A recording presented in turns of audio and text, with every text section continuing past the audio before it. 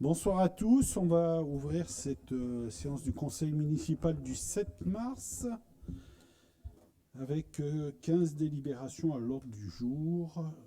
Avant de passer à l'ordre du jour, on va passer à l'approbation du compte-rendu du conseil municipal qui est présenté sous une version plus complète que ce qu'elle était avant. Donc c'est une évolution législative qui nous a amené à présenter ça. Donc, est-ce qu'il y avait des questions, des remarques? On passe au vote. Alors, juste, Ah, oui. comment ça a été retranscrit selon les enregistrements? Approximativement selon les enregistrements. Pourquoi? Quelle est la... Oui, c'est Non, une... non, mais cherchez Oui, pas. on a réécouté... Non, non, mais c'est... Personnel, Non, mais c'est... comment Non, mais ça a été c'était... Non, mais retranscrit? pourquoi je vous demande ça? C'est pas mot pour mot, on n'a pas repris tout ce qui a été dit, Non, il n'y a pas de... mais on a repris la succession des échanges. Voilà. C'est pour ça que je vous demandais si... Non, c'est pas mot à mot, parce que sinon ça aurait été beaucoup plus long. Ouais, c'est pas Voilà, votre- mais on a réécouté, Selon on a repris les l'enregistrement. principaux échanges à partir, oui, à partir des... Oui, je l'ai écouté, Voilà, l'enregistrement. ok. Et je crois que c'est... au mois de juin, on avait voté la délibération pour la publicité de ces nouveaux, selon la loi de juillet 2022, de ces nouveaux comptes rendus, là. Il avait été choisi, je me souviens plus, la publicité par affichage. Ah non, ça n'a rien à voir. Ça n'a rien à voir. Ça, c'était pour tout ce qui concerne l'urbanisme, Ah, c'était où on est l'urbanisme, c'était resté pas pour les... l'instant sur Parce la qu'il y avait voie une affichage publicité papier. de ces nouveaux PV. Enfin, j'avais lu ça, j'avais lu ça. Et que alors, Ah, on peut-être, pouvait. alors peut-être que ma mémoire, pour moi, c'était plus sur Alors, l'urbanisme à il y a soit l'époque. la dématérialisation, il existe une dérogation pour les communes de moins de 2500 habitants, 3500 habitants, qui peuvent choisir l'affichage, la publication par affichage. Le PV, le compte Oui, rendu, oui. il est bien affiché quelque part, puisqu'il n'est pas sur le.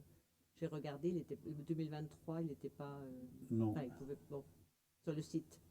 Euh, oui, enfin, on ne parle pas de la même chose, c'est ça? Oui, c'est bien ça. Vous parlez de tous les actes d'urbanisme. C'est d'urbanisme, moi j'ai lu aussi, ben, je m'étais renseigné, c'était aussi Ouais. pour la publicité de ces nouveaux comptes rendus. Alors, les nouveaux comptes rendus, la différence, c'est qu'ils ne seront plus. Alors, les délibérations, maintenant, ne seront plus publiées sur le site de la commune. C'est une nouvelle règle qui s'impose à nous. Et par contre, on nous mettra la liste des délibérations avec le résultat des votes, bien entendu, par contre, qui seront sur le site de la commune. Mais il n'y aura plus toutes les délibérations. Et le PV sera quoi, affiché, sera en ligne sous les 7 jours qui suivent son approbation. D'accord, alors donc il Voilà. sera bien sur le site, c'est bien ce que je vous Oui, mais demandais, pas. il sera bien, Oui. Enfin, mais pas à la totalité. le PV, alors le PV, celui-là, Oui, celui-là. sera en totalité. Par contre, il n'y aura plus la totalité du texte des délibérations. Ah oui, non, mais ça C'est d'accord, ça. mais c'est moi je C'est parlais le changement. du PV, mais enfin, en même temps ils appellent ça compte Ouais, rendu, d'accord, c'est plus oui. PV même, d'ailleurs c'est compte rendu. Ils ont Si, fait, c'est compte rendu, ouais. ils ont fait Mm. des dissociations C'est entre ça. PV et Mm. compte rendu, Mm. donc ce sera sur le site. Oui.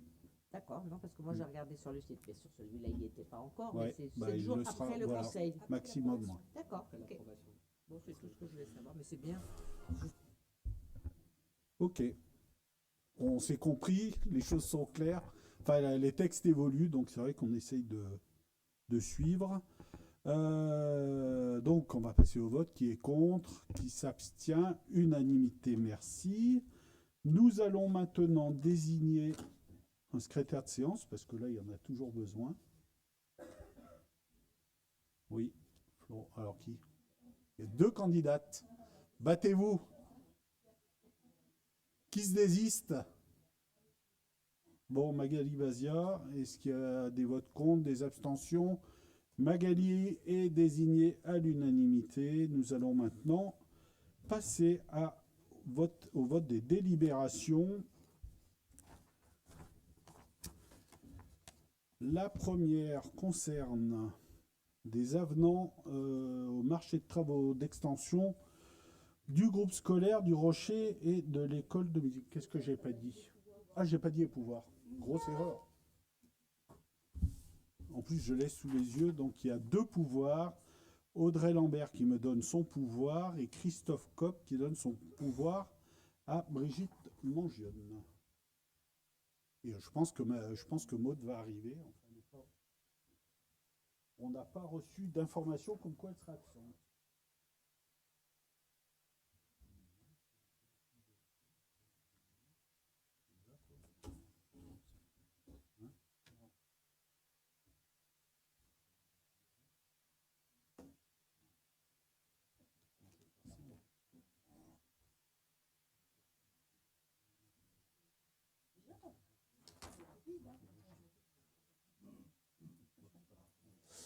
Pardon. Alors, concernant, il y a 2, 4, 6 modifications. Le premier, c'est l'O3 concernant d'Herbécou, et c'est un avenant de 1800 euros supplémentaires. Concernant Janon, le lot numéro 4, c'est un avenant de 5330 euros hors taxe. Le lot numéro 8, A2M, 3850 euros. Le lot 11, PPH, 3600 euros. Le lot 12, CFA, c'est un rectificatif de l'avenant précédent. Donc, c'est 1000 euros. La dernière fois, par erreur, on a émis 750 euros. Ça avait été une mauvaise présentation du devis. Et puis, nous, on est passé tout à côté également. Et le lot 13, un avenant de 1057,48 euros. C'est sur ces avenants qui arrivent et qu'on a regroupés qu'on vous demande de vous prononcer. Est-ce qu'il y avait des questions par rapport à ces ajustements? Donc si ça n'est pas le cas, je vous propose de passer au vote. Qui est contre? Qui s'abstient? Unanimité. Merci à vous. Nous avons après un certain nombre de conventions qui vont être présentées. Donc la première convention, c'est une convention de délégation de compétences pour le désherbage de l'espace public métropolitain qui est de la commune du Fontanil-Cornillon. Rapidement, pour revenir un peu en arrière, en 2015, la métropole, liée à l'évolution de la loi, a repris un certain nombre de compétences communales, dont la compétence voirie et le désherbage qui allait avec, et un certain nombre d'autres compétences. La nouvelle loi qui est parue vise à reproposer aux communes qui le souhaiteraient de reprendre quelques compétences et les gérer au nom de la métropole. Donc dans notre cas, on a retenu un seul item qui est le désherbage. Et donc, il est prévu, on va signer une convention à la métro pour gérer ce désherbage à la place de la métro. Et comme à l'époque, on avait fait un transfert de charge pour ce qu'on faisait alors. Donc là, ben non, c'est l'inverse. La métro va nous reverser le montant qu'on consacrait à l'époque, enfin qui avait été estimé dans la CLECT de 2015. Et donc, il a été revalorisé et la métro nous donnera chaque année 6054,78 euros. Enfin non, pour cette année, et puis ça sera réévalué l'année prochaine, pour assurer ce désherbage. Donc, il vous est proposé de m'autoriser à signer la convention avec le président de la métropole. Est-ce qu'il y avait des questions par rapport à cette convention? Vous avez peut-être... Pardon, il n'y avait pas dans le texte en annexe qu'on n'a pas eu le plan de la zone d'intervention. Enfin, je ne sais pas, il me semblait avoir lu ça, j'ai peut-être lu trop vite. Non, est-ce que c'est dans celle-ci ou dans une autre? Ah, ou dans la convention, non? C'est dans la convention, c'est dans l'article 3, 3.1, voirie à traiter, en annexe, le plan, les zones 1 et 2 du plan de zonage. Voilà, Oui. le plan de zonage, on ne les a pas eu. Alors, on n'a pas l'annexe. On n'a pas les annexes. Mais par contre, on peut vous les faire passer. Ben oui, parce que c'est intéressant pour, non, mais il y a pas pour moi, il y a des gens qui demandent, voilà. Il n'y a pas de souci. Ouais, je suis pas sûr que les gens, ça les... Si, oui, bon. Si, quand on prépare. Non, mais on pourra le... Si. Ah si, si. Oui, non, mais on pourra vous le donner sans aucun problème. C'est vrai qu'on aurait pu l'annexer. C'est un oubli de notre part. Donc voilà, mais c'est des périmètres. Donc pour bien expliquer, il y a un certain nombre de choses qui sont faites par la commune.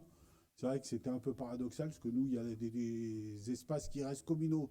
Donc on les fait. Après, c'est périmètre métro, donc c'est la métro qui venait. Donc c'est pour harmoniser un peu tout ça qu'on a décidé de reprendre cette compétence. Mais on vous fera passer dès demain, Claire l'a noté, on vous fera passer l'annexe. Après cette question, s'il n'y a pas d'autres questions, je vous propose. Oui, si. Ça reprend. Pourquoi vous reprenez à la métro cette compétence? Je me souviens plus si vous l'avez dit là peut-être, mais. Non, Non, c'est la métro qui Non, donne. c'est nous qui le reprenons Oui. à la. Oui. Parce que c'est ce que je viens de vous expliquer. pour Comme il y a harmoniser. des endroits où on fait, par exemple, tel chemin et que le tel autre chemin, c'est la métro, du coup, on intervient tous sur le désherbage. C'est pour harmoniser, d'accord. Voilà, et c'est pour harmoniser. Et puis, nous, on a souvent tendance à faire une fréquence supérieure à la métro, donc ça nous permettra, si on le souhaite, de faire plus de désherbage que ce que faisait la métro. Oui. Oui, si on ne le fait pas, on se fera taper sur les doigts. Si on fait plus, ils diront rien. Non, mais ils s'assurent que, voilà, mais il y avait un certain nombre d'autres compétences qui pouvaient être prises, mais c'était plus compliqué, puisque c'est, voilà. On a choisi celle-là bien précisément. Donc c'est lié aux abords du tram, mais pas forcément, non? C'est lié, non, c'est plus des chemins ou des accotements. D'accord. Pas 6 000 €, on ne parle pas non plus d'une révolution, hein, parce que c'est une partie du désherbage qui était faite par la métro. Bon, plus de questions, plus de frustration, donc on passe au vote. Qui est contre? Qui s'abstient? Donc unanimité, merci à vous. Je pourrais signer la convention avec le président Ferrari. La délibération suivante est une convention de raccordement électrique d'une station de surveillance des crues au réseau d'éclairage public du Fontanil-Cornillon. Est-ce que tout le monde sait de quoi on parle? C'est la caméra qui est apparue sur le pont au-dessus du Lanfray, dans le centre du village. Donc on s'est un peu bataillé avec la métro pour qu'ils mettent quelque chose un minimum discret. Donc on est arrivé à peu près à avoir quelque chose qui ne soit pas trop moche et trop visible. Et donc là, la convention, elle vise à autoriser la métro à se brancher sur notre éclairage public pour alimenter la caméra, pour éviter d'installer un compteur uniquement pour cette caméra. Et pour ça, ils nous rétribueront à hauteur de 40 € TTC par an. Est-ce qu'il y avait des questions par rapport à cette convention que j'aurais dû laisser présenter à Bernard? D'ailleurs, c'est ce que je viens de voir, je suis désolé. Ah, tu l'avais bien. Mais si tu veux compléter, parce que si tu as bien préparé, tu as peut-être beaucoup de choses à rajouter.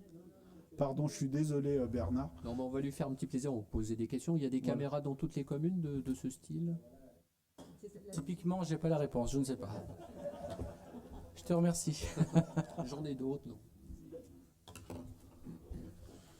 Enfin, je pense que Non, j'ai sais pas la réponse précise non plus, mais j'imagine que la métropole va développer, alors quand c'est possible, parce qu'il faut avoir quand même un réseau à proximité, je pense qu'elle va privilégier l'installation de moyens modernes de surveillance et de lutte contre les crues. Non, je pensais par exemple de mémoire, c'est à Domaine où il y avait eu des crues importantes en 2016 de mémoire, donc je pense qu'il doit y avoir des caméras. Je ne sais pas si c'est quelque chose qui est imposé ou pas, je ne sais pas. Je ne sais pas si c'est généralisé, nous on ne nous a pas consulté sur le...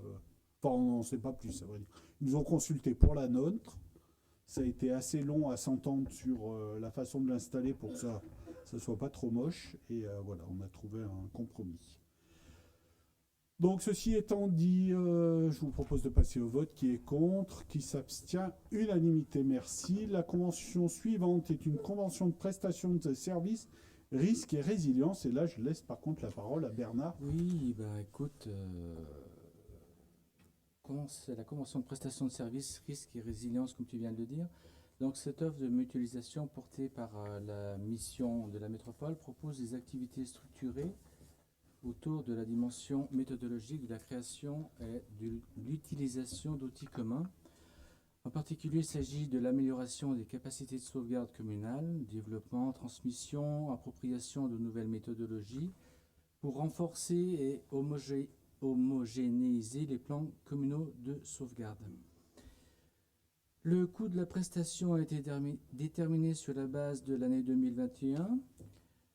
Pour la commune du Fontanil-Cornillon, le coût de la prestation s'élève à 193 euros TTC par an. Le coût total de cette mutualisation est de 110 300 euros par an. Après déduction des subventions de 80%, le reste à charge est de 22 000 euros par an. Et ce reste à charge est réparti sur les 49 communes en fonction du nombre d'habitants. Donc nous, si on se plonge dans l'annexe, on a 2749 habitants, ce qui fait que notre cotisation est, comme je viens de le dire, de 193 euros par an. Cette convention débute le 1er janvier de cette année jusqu'au 31/12/2026 et elle est dénonçable au terme d'un délai de 1 an. Je voulais juste préciser, j'ai fait une petite extraction de la convention.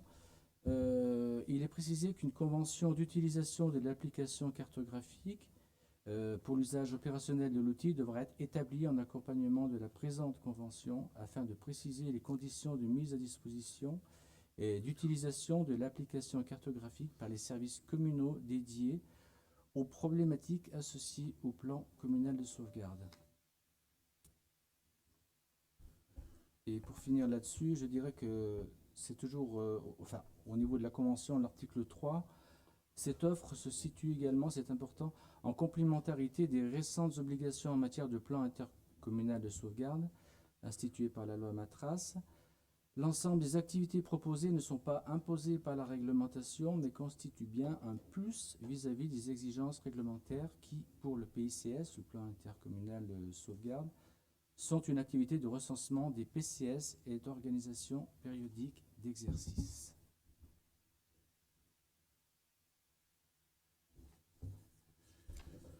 Merci. Juste un petit mot, parce que Bernard n'a pas osé le dire, mais il y avait une réunion la semaine dernière en métropole sur justement les plans les PCS. Et la commune a été félicitée. Donc elle a félicité Bernard et Renaud et les services. Renaud, parce que... Non, mais je ne Oui. savais pas. Enfin, Renaud y était, tu n'y étais pas, Oui, mais non, je crois qu'il y avait Jean-Louis qui était aussi à cette réunion. Enfin bon, quoi qu'il en soit, la commune a été félicitée pour être assez en avance et performante sur le sujet.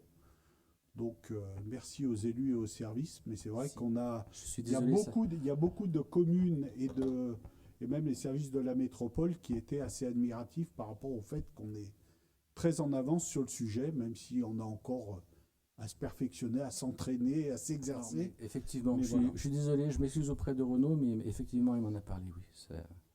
Voilà, mais je voulais le Ah oui, tout à souligner, fait. puisque on n'a pas forcément tendance à voir tout le travail qui est fait à la fois par nos élus et par le service, par nos services. Voilà, ceci étant dit, est-ce qu'il y a des questions avant de passer au vote sur cette délibération qui m'autorisera à signer cette convention? Pas de remarques, pas de questions. Je vous propose de passer au vote. Qui est contre? Qui s'abstient? Unanimité, merci. La délibération suivante est encore une convention pour un fonds de concours métropolitain aux communes dédié à l'optimisation de la gestion des déchets des services communaux du Fontanil-Cornillon. Je passe la parole à Bernard. C'est à moi. Donc, conformément à la délibération du Conseil métropolitain du 30 septembre 2022, un fonds de concours est mis en place en soutien aux dépenses d'équipement des communes de la métropole concourant à la réalisation d'un projet de réduction et d'optimisation de la gestion des déchets des communes en 2023. L'enveloppe maximale par commune est plafonnée à 2 € par habitant, dont le dernier recensement fait état de 3207 habitants. Et conformément à la réglementation, le montant du fonds de concours versé par gamme par opération ne saurait excéder le montant de la part de l'opération financée par la commune. L'enveloppe globale est de 900 000 € pour le Fontanil. Donc nous, on va faire l'acquisition d'une presse à balles pour les cartons et de 35 corbeilles de tri pour les bureaux. Le montant pour le Fontanil maximum serait de 6 414 € hors taxe, donc 2 € par habitant. On est 3207.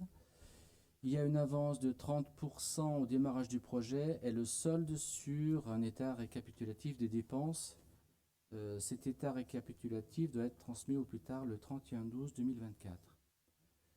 Donc il est proposé au conseil municipal d'apporter un montant de 6 000 € maximum pour l'achat d'une presse à balles et de petits équipements pour optimiser le tri à la source des déchets issus des services municipaux. Enfin, il est rappelé que cette dynamique de réorganisation du traitement des déchets issus des services municipaux découle de la fin de la prise en charge par Grenoble-Alpes Métropole du coût de ces traitements. Les services municipaux doivent donc réorganiser le process de tri à la source et s'équiper pour optimiser le tri et réduire les déchets à traiter. Merci Bernard. Juste en complément, enfin, je voulais quand même attirer l'attention des élus sur ce sujet, que c'est un nouveau désengagement de la métropole qui reporte une charge supplémentaire, puisque c'est après à nous avoir facturé ce qu'on met dans les containers. Les containers, maintenant, c'est la production des déchets des services techniques qui vont nous être facturés.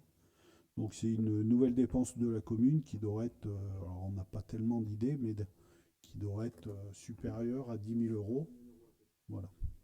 C'est ce qui a été Mais par budgété. contre, ce qui va nécessiter aussi une mobilisation à la fois de nos services, mais aussi des utilisateurs des équipements pour optimiser la gestion et le tri des déchets. Puisque l'objectif, bien entendu, c'est de ne pas mettre tout dans une benne à IDIB et l'envoyer chez SRPM, puisqu'on va faire travailler un acteur local, tant qu'à faire. Voilà, donc il y aura un travail à faire pour que tout se passe bien. Et je pense qu'on mettra à contribution, donc, comme je le redis, les utilisateurs et les producteurs de déchets. Voilà, est-ce qu'il y avait des questions par rapport à cette nouvelle convention? Est-ce que dans le futur, il y aura une extension sur les déchets verts et d'autres types de déchets? Mais c'est tous les déchets. C'est tous les déchets, d'accord. Il n'y a plus de déchets. La métro ne collecte plus les déchets communaux.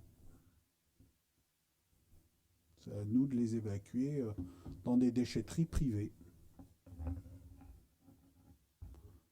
Bon. Sachant que la métro évoque le sujet, alors rien n'est fait à ce jour, dans l'avenir, d'interdire le dépôt de déchets verts dans les déchetteries par les particuliers, en disant que les particuliers ils font du compost chez eux. Donc c'est pas fait, mais ça a été évoqué par le vice-président à terme d'interdire le dépôt de déchets verts dans les déchetteries de la métropole. Moi je suis un peu dubitatif, j'ai peur qu'on se retrouve avec des déchets un peu de partout aux abords de nos chemins, mais bon. Ouais. C'est vrai que vous pouvez mettre un petit peu d'herbe au pied de vos haies, mais enfin si vous commencez à faire les haies, etc., ça commence à... Donc voilà, bon, affaire à suivre. C'est un sujet qui, pour l'instant, quand on commence à nous en parler, c'est que ça arrive dans les mois à venir. Est-ce qu'il y avait des questions? Sinon, pas de questions. Je vous propose de passer au vote. Qui est contre? Qui s'abstient? Unanimité, merci.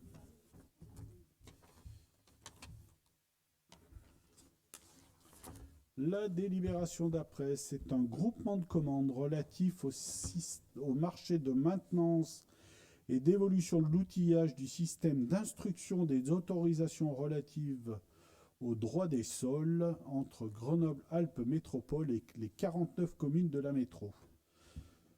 Très rapidement, c'est un marché qui avait été conclu en 2018 et qui arrive à terme et qui a lieu de renouveler. Donc il faut savoir que toutes les communes et la métro utilisent le même logiciel pour tout ce qui concerne l'urbanisme, le droit de l'urbanisme. Et voilà, donc nous on paye notre contribution comme les autres communes et donc le marché va être relancé avec une quote-part à payer. Donc c'est pour nous autoriser à participer au groupement de commandes qui va être lancé. Est-ce qu'il y avait des questions par rapport à ce sujet? pas de questions particulières. Je vous propose de passer au vote. Qui est contre? Qui s'abstient? Unanimité. Merci. La délibération suivante est une subvention à l'amicale des employés municipaux qui, comme chaque année, nous attendons que la déclaration annuelle des salaires soit faite pour calculer le montant de la subvention. Donc, la déclaration 2022 a été faite en janvier, ce qui nous permet de déterminer le montant de la subvention pour 2023 qui sera de 6 927,65 € et qui avait été prévu au budget en subvention non affectée. Donc nous l'affectons de manière à verser cette subvention. Est-ce qu'il y avait des questions? Pas de questions. J'en profite également pour donner une petite information concernant les subventions de manière générale aux associations qui, cette année, on a avancé la date de versement. Donc les subventions ont été versées à partir de fin février. Alors avant, c'était en mai, ça a été avancé en avril. Et maintenant, on l'avance le plus tôt en début d'année. Comme ça, toutes les subventions communales sont versées et les associations peuvent partir, commencer leur année 2023 avec plus de sérénité. Est-ce qu'il y avait des questions par rapport à cette subvention de l'AEM? Pas de questions. On passe au vote. Qui est contre? Qui s'abstient? Unanimité. Merci à tous. La délibération suivante, c'est encore une convention. C'est l'approbation d'une convention pour la mise en œuvre du service métropolitain d'accueil et d'information de la demande de logement social. Et c'est Magali Bazia qui va présenter cette délibération. Merci, monsieur le maire. Alors, dans le cadre de la mise en œuvre locale des obligations légales liées à l'accueil et à l'information du demandeur, il est attendu que chaque acteur dans la commune de Fontanilles-Cornillon se positionne sur un niveau de service à rendre par ses propres moyens. En effet, la loi du 24 mars 2014 pour l'accès au logement et un urbanisme rénové, loi ALUR, dispose que tout EPCI compétent en matière d'habitat et doté d'un PLH approuvé créer une conférence intercommunale du logement chargée notamment de définir les objectifs en matière d'attribution de logements sur le territoire de l'EPCI ainsi que les modalités d'accueil et d'information du demandeur de logement social. Le CIL, qui est la Convention intercommunale d'attribution de Grenoble-Alpes Métropole, a été créé par arrêté préfectoral le 20 octobre 2015 et ses règles de fonctionnement précisées par délibération du Conseil métropolitain en date du 18 décembre 2015. Elle a co-construit et validé le plan partenarial de gestion de la demande d'information des demandeurs approuvé en mars 2017. Cette mise en place d'un service métropolitain d'accueil et d'information consiste aussi à une harmonisation des informations données qualitatives de la demande au sein des acteurs du logement social via la gestion partagée. Elle a construit et validé la CIA approuvée par le Conseil métropolitain en date du 6 juillet 2018. Au regard de l'obligation faite de mettre en place au moins un lieu unique au fonctionnement duquel concourent tous les réservataires de logements, la CIL avait souhaité définir les principes d'organisation ci-dessous qui restent d'actualité. Un service de proximité qui offre 3 niveaux de prestations différentes, l'intégration de l'accueil existant dans un réseau métropolitain. Pour le bloc commune métropole, la mise en place d'une mutualisation sous forme de prestation de services, une participation de l'ensemble des réservataires de logements sociaux, État, bailleurs sociaux, Action Logement et réservataires communaux. Le bloc communal, assurant le financement de la moitié du coût global. Ce coût global a été défini selon le ratio d'activité du pôle habitat social de Grenoble qui en assure l'enregistrement de 42% de la demande, fonctionne également avec le budget global de 400 000 €. Un pilotage métropolitain articulé autour d'un cahier des charges et offrant des outils ressources aux partenaires. Sont tenus de participer financièrement les communes ou organismes réservataires de logements sociaux. Chaque acteur est amené à signer la convention en précisant le niveau de prestation qu'il souhaite réaliser par ses propres moyens. Donc il y a trois niveaux d'accueil. Le premier est un accueil généraliste qui consiste à renseigner tout demandeur métropolitain sur les lieux d'accueil de services et leurs horaires. Les niveaux 2 et 3, orienter un demandeur souhaitant faire enregistrer sa demande et ou compléter sa demande vers les niveaux 2 et 3. En plus de l'accueil généraliste, l'accueil, conseil et enregistrement du niveau 2 consiste à réaliser un premier diagnostic de la situation et le cas échéant, soit mener un entretien conseil de la demande, soit proposer un entretien d'instruction sociale avec un chargé de mission sociale via les moyens métropolitains. Enregistrer les demandes de logement social et toutes pièces relatives à la demande de tout demandeur du territoire métropolitain. Mettre en œuvre les règles d'organisation locale du dossier unique. En plus de l'accueil généraliste et conseil et enregistrement, l'accueil logement avec instruction sociale au regard de l'attribution qui est un niveau 3. Ce niveau 3 est réalisé par un agent avec la qualification d'un travailleur social dans le cadre de la déontologie liée au métier de travailleur social qui garantit aux demandeurs une confidentialité des informations personnelles non utiles à l'attribution de logement. Sont concernés les ménages dont la situation démontre des obstacles à l'accès et au maintien dans le logement dont peuvent faire partie les ménages prioritaires. Conditions de bonne mise en œuvre des objectifs d'attribution tels que définis par la CIA. Participation de la bonne mise en œuvre territoriale de la politique du logement d'abord. Afin d'assurer une équité de traitement sur tout le territoire et de construire un service de proximité, les moyens mutualisés métropolitains sont susceptibles de venir assurer sur le territoire des communes des missions de niveau 3. Pour ce faire, les partenaires sont liés à la métropole de façon bilatérale. Les bailleurs sociaux présents sur le territoire de Gam sont depuis 2018 membres du GIE, Habitat qui en est son partenaire et participe financièrement au service métropolitain d'accueil et d'information métropolitain. Plusieurs communes non réservateurs de logements sont reconnues de niveau 2. Niveau 1, pardon. Donc Grenoble, Mont-Saint-Martin, Montchabou, Proveysieux, Sarcenat, Saint-Paul-de-Vars, Saint-Pierre-de-Mézage. En fonction du niveau de service assuré par des moyens propres, les acteurs sont amenés ou non à contribuer financièrement.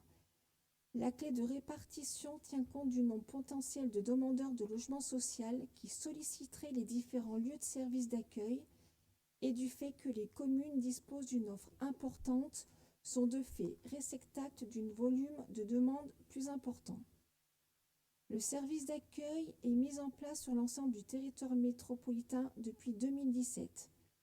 Afin d'en assurer la continuité du service, il convient que le conseil municipal adopte une convention de mise en œuvre 2023.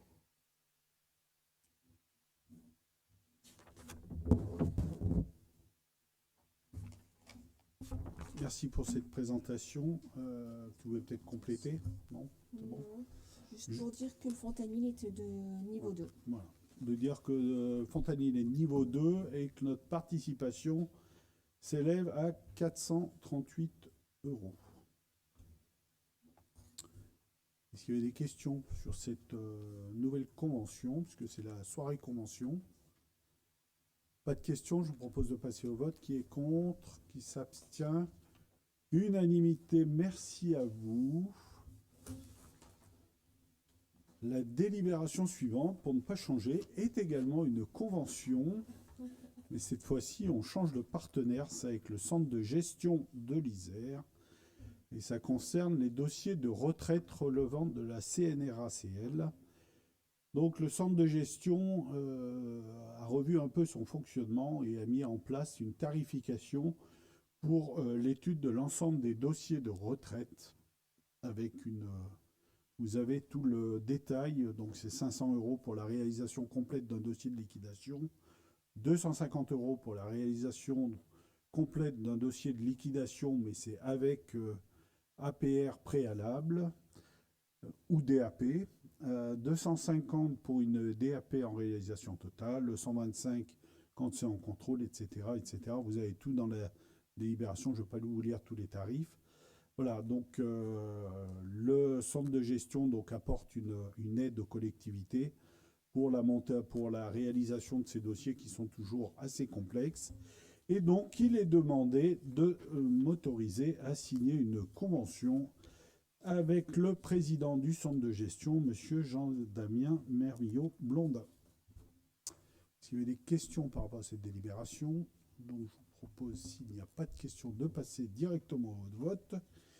Qui est contre? Qui s'abstient? Unanimité, merci à vous. Je pourrais donc signer cette convention.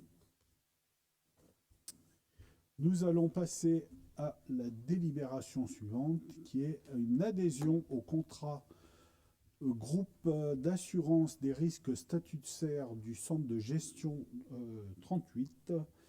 Donc là, il a lieu d'approuver l'adhésion, puisqu'on avait précédemment indiqué que le contrat précédent avait été résilié par l'assureur et qu'il avait été nécessaire de relancer, enfin que le centre de gestion avec les communes adhérentes au groupement avait relancé une consultation.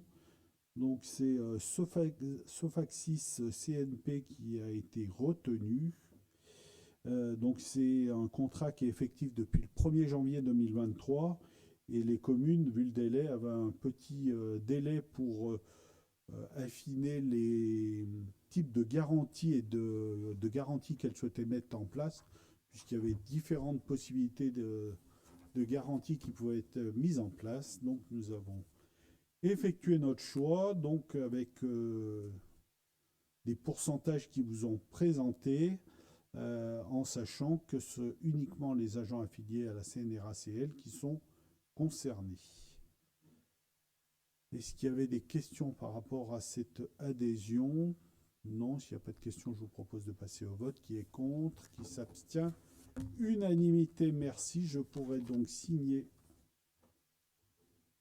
ce document. La délibération d'après est encore une convention dans le cadre des actions de formation du CNFPT. Donc on change de nouveau de partenaire. Donc le CNFPT organise toutes les formations pour nos agents et il est proposé de renouveler une nouvelle convention qui définit les modalités des formations, qu'elles se fassent en intra ou en union. Voilà. Donc cette nouvelle convention sera signée par délégation avec monsieur Laurent Vauquier. Est-ce qu'il y avait des questions par rapport à cette délibération? Donc, je vous propose de passer au vote. Qui est contre? Qui s'abstient? Unanimité. Merci. La délibération d'après est une modification de l'organisation du temps de travail et du règlement des congés. Nous avions revu cette organisation liée à la dernière loi qui nous obligeait à revoir le temps de travail pour que les agents fassent bien les 1607 heures, les agents de la fonction publique fassent bien les 1607 heures, c'est les 35 heures. Donc on avait réorganisé un certain nombre, on avait réorganisé pour tous les services. Et là, on est amené à revoir l'organisation qui est destinée aux agents qui sont annualisés, pardon. Donc un travail préalable a été fait de discussion, bien entendu, avec les agents concernés et ils ont validé le principe de ce qui leur a été proposé, puisque pour partie, ils étaient même demandeurs. Donc l'organisation a été présentée et voilà, je ne vais peut-être pas vous relire tout le détail. Si vous avez des questions, bien entendu, je suis à votre disposition pour vous apporter des explications, en sachant que suite à la nouvelle organisation, ce projet a été présenté au comment il s'appelle, CST, c'est ça, au comité social et technique communal, qui s'est réuni pour la première fois le mois dernier. Donc c'était sa mise en place et on a tout de suite vu un certain nombre de sujets, dont celui-là. Et le CST a également validé ce projet. Donc il vous est maintenant proposé de le valider nous-mêmes en conseil municipal. Est-ce qu'il y avait des questions? S'il n'y a pas de questions, je vous propose de passer au vote. Qui est pour? Qui est contre? Qui s'abstient? Eh bien, pour, à l'unanimité, j'aurais presque pu le faire dans l'autre sens. Merci à vous. La délibération suivante, donc elle concerne, si ma mémoire est bonne, également le personnel. Si j'arrive jusqu'à la bonne page. Donc elle concerne la modification du tableau des emplois avec la création de 2 postes d'assistants d'enseignement artistique à temps complet. Donc à effet du 1er avril 2023. Donc c'est dans le cadre de l'organisation de l'école municipale Font-à-Musique. Donc il vous est proposé la création de ces 2 postes. Pardon. Quelle discipline? Parce que vous dites, c'est quelle discipline? Alors c'est pas une discipline, c'est des personnes qui ont plusieurs disciplines. C'est ça, ils ont plusieurs Voilà. disciplines. Donc il faut savoir que à l'école de musique, on a beaucoup de, enfin, on a quasiment tous les agents qui ne sont pas titulaires du concours d'assistant d'enseignement artistique, donc ils ne peuvent pas être titularisés dans la fonction publique, donc ils sont forcément sur des contrats de droit privé. Donc voilà. Et par contre, on a lancé un travail depuis plusieurs mois sur le sujet pour leur proposer des contrats à temps complet, donc en CDD ou en CDI en fonction de leur durée. Et on sera amené dans les prochains mois à aussi ouvrir un certain nombre d'autres postes et on reviendra en son temps par une délibération devant vous. Est-ce qu'il y avait d'autres questions par rapport à ça? S'il n'y a pas de questions, je vous propose de passer au vote. Qui est contre? Qui s'abstient? Unanimité. Merci. La délibération suivante, c'est la création d'un poste d'ATSEM à temps non complet, 31 heures hebdomadaires. Donc, pour être précis, ça fait suite au départ d'une ATSEM actuellement en poste, qui souhaite muter vers une autre collectivité locale, qui était à temps complet 35 heures, et sa remplaçante, ou son remplaçant, puisque le recrutement n'est pas fait, son remplaçant ou sa remplaçante sera recruté sur un poste à temps non complet, soit 31 heures hebdomadaires, comme les autres ATSEM en poste. Et donc, comme il s'agit d'un temps, d'un nouvel horaire, il est nécessaire de créer ce poste à temps non complet. Et lors du prochain conseil, on supprimera le poste d'ATSEM à temps complet, en sachant que ça a été également vu par le comité social technique, qui a donné son accord. Est-ce qu'il y avait des questions par rapport à cette délibération? S'il n'y en a pas, je vous propose de passer au vote. Qui est contre? Qui s'abstient? Unanimité. Merci. Et la dernière délibération concerne également les ressources humaines. Et là, il s'agit de la suppression de 3 postes d'adjoint technique territorial. Également, le comité technique a été consulté et a donné son accord. Donc, pour préciser, il s'agit d'agents qui ont quitté la collectivité. Donc, deux départs à la retraite et malheureusement un décès. Donc c'est pour ça que les postes sont supprimés. Sachant que les remplacements ont été faits sur des grades différents. Voilà. Est-ce qu'il y a des questions par rapport à cette dernière délibération? S'il n'y a pas de questions, je vous propose de passer au vote. Qui est contre? Qui s'abstient? Unanimité. Merci à vous.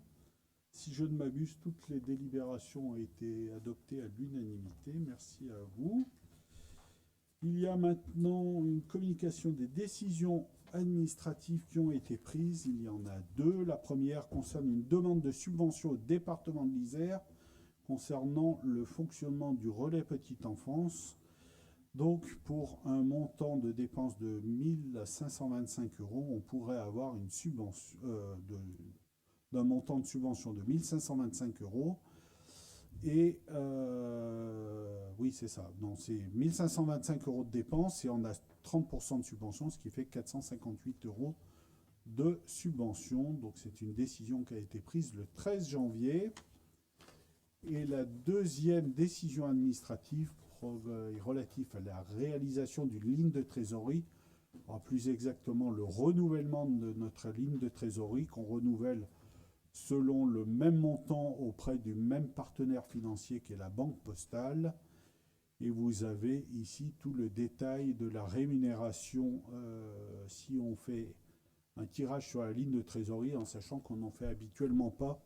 Mais c'est une sécurité, donc on est plus amené à payer des commissions de non-utilisation de cette ligne de trésorerie. Voilà, et c'est une décision qui a été prise le 20 février 2023. Voilà, l'ordre du jour est maintenant achevé. Il reste à savoir si les élus ont des questions avant de clore ce conseil. Est-ce qu'il y a des questions? Pas de questions? Écoutez, merci à tous, bonne soirée et au prochain conseil dont j'ai oublié la date, au mois de mai, voilà, après les vacances. Merci.